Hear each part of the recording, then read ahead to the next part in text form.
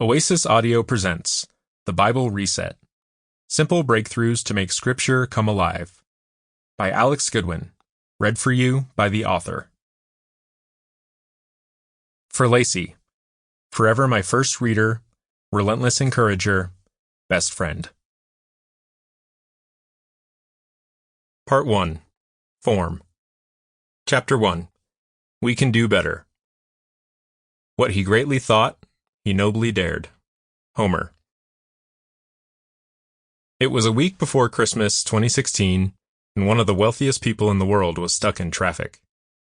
Trapped on a Los Angeles highway, crawling behind the same car an inch at a time, he glared at the asphalt and tapped impatiently on his steering wheel. A world-renowned entrepreneur, he was accustomed to limitlessness. He had revolutionized entire industries, yet on this December morning, he was reduced to helpless brooding in his car.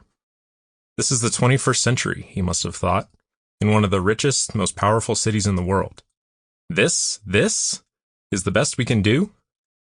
In that moment, he resolved to create a company to begin solving the problem of soul-destroying traffic. Most of us can resonate with this feeling of frustration at something that was designed to help us, but instead, at times, leaves us exasperated. The Bible is supposed to be our guide, yet we pick it up and often can't make it past a few paragraphs without getting distracted, bored, or confused. Really? This is the best God could do?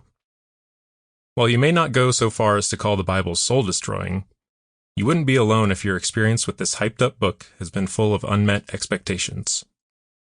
Millions of people silently struggle with the Bible as they try their best to cultivate spiritual growth from this difficult text. For all the glowing accolades Christians like to heap up on the Bible, God-breathed, living and active, a lamp unto our feet, the actual task of reading it is really quite hard. It's not an easy book to begin with. It's an enormous book, full of smaller books with their own seemingly disjointed agendas, composed and compiled thousands of years ago and half a world away. If we manage to read it for any length of time, we encounter an abundance of strange stuff, boring stuff, and unsettling stuff. If we're honest, our thoughts can range from perturbed, oh great, the Philistines are attacking again, to disturbed. Wait, God did what to those people? Nowadays, there are few common reactions to the Bible's seemingly insurmountable challenges. One of them is to dismiss the Bible altogether. Over the last generation or two, the good book has been recast as the obsolete book, or even the harmful book. Some people are inclined to think, it supports slavery, it's misogynistic, it's anti-science. Maybe it had a place in antiquity, but we've advanced beyond that now. My generation, the millennials, is leading the charge away from the Bible and out of the church. We'll find our sense of meaning somewhere else, thank you very much. Another reaction is shame. Nobody seems to be talking about how hard the Bible is, so we assume the problem must be with us. Maybe we're not smart enough, or disciplined enough, or spiritual enough to really stick with it, to buckle down and come to appreciate this book. So we make do. In the churning ocean of our strange and difficult Bible, we cling to a life raft of carefully curated greatest hits.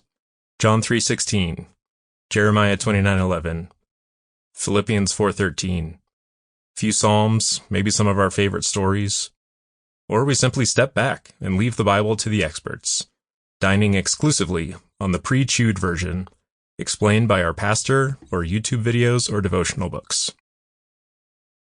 Confused, angry, apathetic.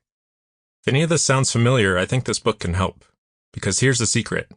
You've been set up for failure. From the moment you open the Bible, the odds are stacked against you. The struggle begins with the formatting, which can resemble an overcrowded textbook more than anything else. On every page, you're confronted by stark pillars of text, often surrounded by a scaffolding of even more text, cross-references, notes, call-out boxes, and more. Chapter and verse numbers swarm around the small print.